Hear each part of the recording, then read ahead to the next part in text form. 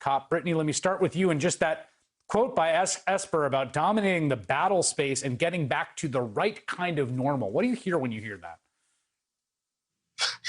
I hear that America is once again waging war on its citizens. That is a war that I have unfortunately been subject to when I stood peacefully on the streets in Ferguson in 2014, and again in Baltimore that same year, and again in Baton Rouge the next year, and again in St. Louis City the next year. It is exactly what we are seeing happening across the country right now. And the idea that this president, and not just this president, but that governors and mayors and police chiefs are fundamentally not just okay, but are proud of the idea that they should be at war against the constituents who pay them and give them legitimacy is precisely the problem that brought us to this point. Look, David McAtee died at the hands of police last night in Louisville. He was one of people's favorite chefs and the barbecue man in town. Philly protesters were trapped yards away from the police while the police projectile shot tear gas at them. Chicago protesters were trapped by police last night when they pulled up the drawbridges over the Chicago River so that they were actually unable to even abide by the curfew that was set. And just a few minutes ago, a few hours ago, miles from my home, White House protesters were gassed 25 minutes before the curfew was even going to take effect. Also a president who told Black people we didn't have anything to lose with him, could invoke fascist iconography with the Bible in front of a church across the street from where he lived. If people don't believe us now, when we have been saying for years that the police have been waging war on us and not the other way around, I don't know what else it's going to take. Bradley, your book, which is incredible.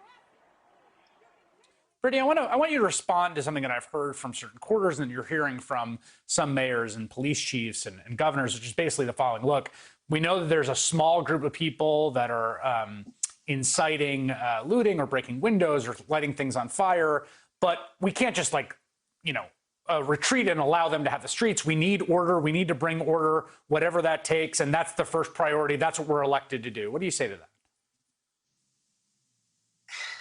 Chris, I'm going to have to be all the way honest with you. All the Black women in me are tired. We are tired of repeating ourselves in reminding people that you wouldn't have to worry about anything being out of order if you actually created justice in the first place.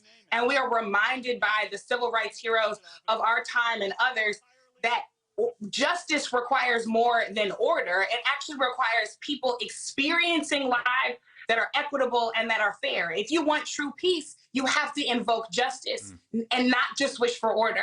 We are tired of folks telling us that this is the first time they've ever known that this is what Black people were suffering. It's not the first time Black people have been photographed or filmed when we've been killed.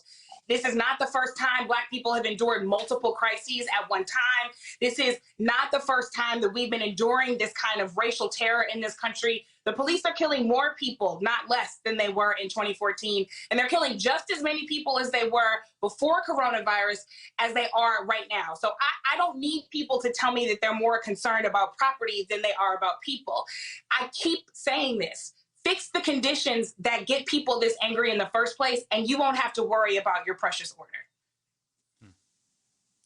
Bradley, there's been a lot of reporting on targeting of journalists. This is something that I've witnessed firsthand. I've been threatened by police in the middle of protests numerous times. It happens a fair amount, but it does seem to have tangibly escalated. Police target journalists is a headline in the New York Times as Trump blamed quickly.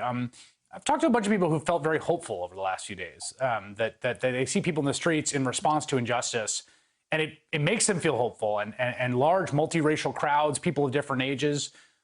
Are you finding hope in this moment? You know, I am the daughter of a Baptist minister and the descendant of a whole lot of Black people in America. So I know how to find hope in desperate times, and I certainly find it now. I'm hopeful that you and other folks are having conversations that are correctly placing responsibility on those who swear to serve and protect the citizens.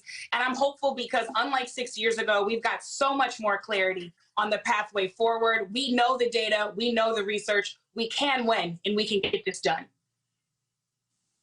Brittany, Packnett, Cunningham, and Radley Balco, thank you both so much for making time tonight. That is all in for this evening.